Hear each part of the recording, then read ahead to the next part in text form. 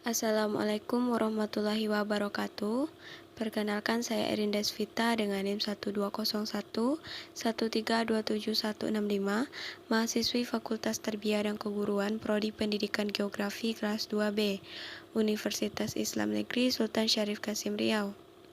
Pada kesempatan kali ini, saya akan menjelaskan mengenai bentuk lahan asal denudasional pada mata kuliah Geomorfologi Umum dengan dosen pengampu Bapak Ismail MPD. Pengertian denudasional. Bentuk lahan asal denudasional dapat didefinisikan sebagai suatu bentuk lahan yang terjadi akibat proses-proses pelapukan, erosi gerak massa batuan atau moss wasting, dan proses pengendapan yang terjadi karena gradasi atau proses degradasi cenderung menyebabkan penurunan permukaan bumi, sedangkan agradasi menyebabkan kenaikan permukaan bumi. Ciri-ciri dari bentuk lahan yang asal terjadi secara denudasional yaitu yang pertama relief sangat jelas, lembah, lereng, pola aliran sungai. Yang kedua tidak ada gejala, struktural batuan masif, depth atau strike tertutup. Yang ketiga dapat dibedakan dengan jelas terhadap bentuk lain. Yang keempat relief lokal. Pola aliran dan kerapatan aliran menjadi dasar utama untuk merinci satuan bentuk lahan. Yang kelima, litologi menjadi dasar pembeda kedua untuk merinci satuan bentuk lahan. Litologi terasosiasi dengan bukit, kerapatan aliran, dan tipe proses. Faktor-faktor pengontrol bentang alam denudasional.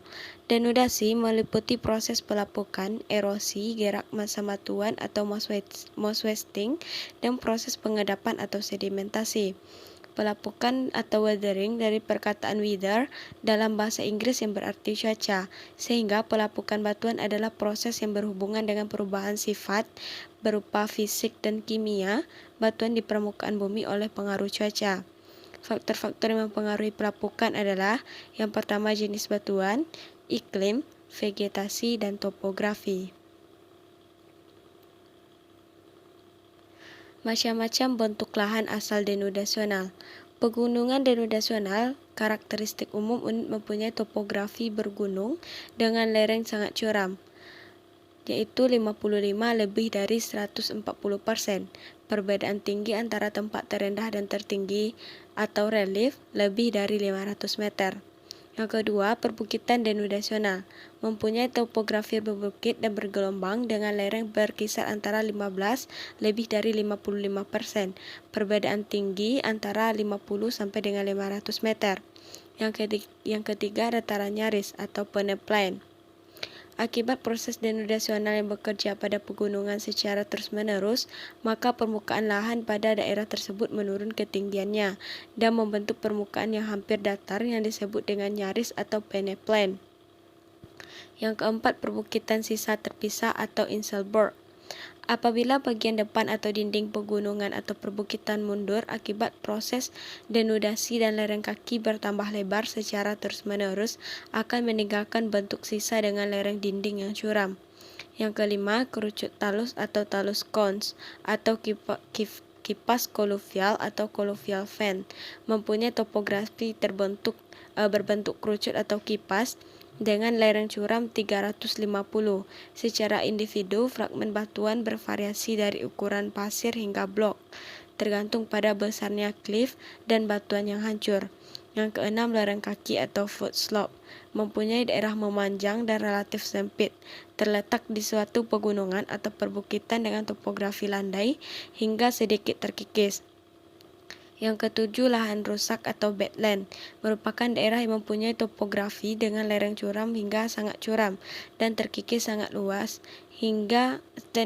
terkikis sangat kuat sehingga mempunyai bentuk lembah-lembah yang dalam dan berdinding curam serta berigir tajam atau knife-like dan membulat. Pengertian moss wasting.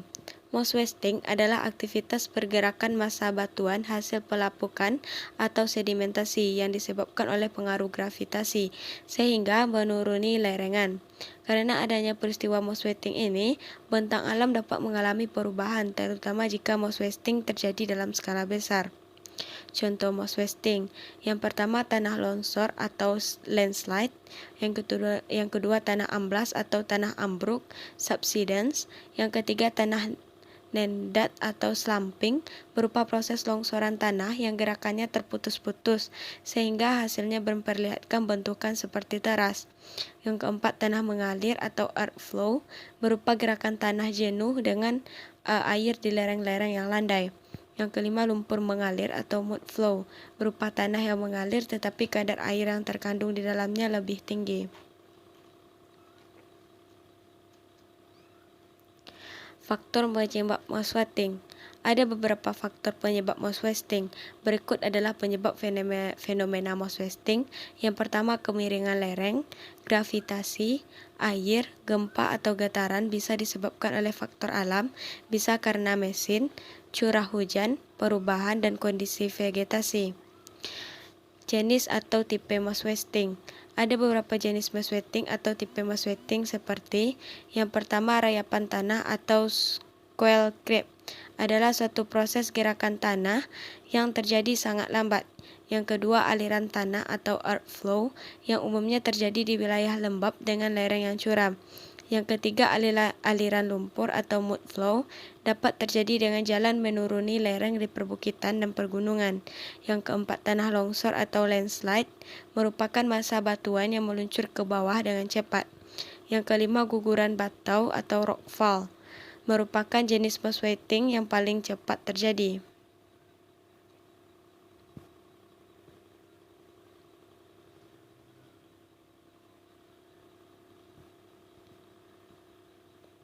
Cara mencegah moss wasting.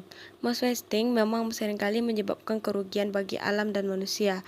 Namun, moss wasting ini juga bisa dicegah dengan melakukan beberapa hal seperti berikut. Yang pertama, menanam pohon kayu yang memiliki akar kuat di wilayah lereng terjal. Yang kedua, tidak membuat sawah di atas lereng terjal. Yang ketiga, tidak menimbulkan getaran di atas lereng. Dan yang terakhir, tidak membangun rumah di bukit yang miring. Demikianlah sedikit penjelasan saya mengenai bentuk lahan asal denudasional. Jika ada kesalahan saya dalam penyampaian kalimat atau kata, saya mohon dimaafkan. Wassalamualaikum warahmatullahi wabarakatuh.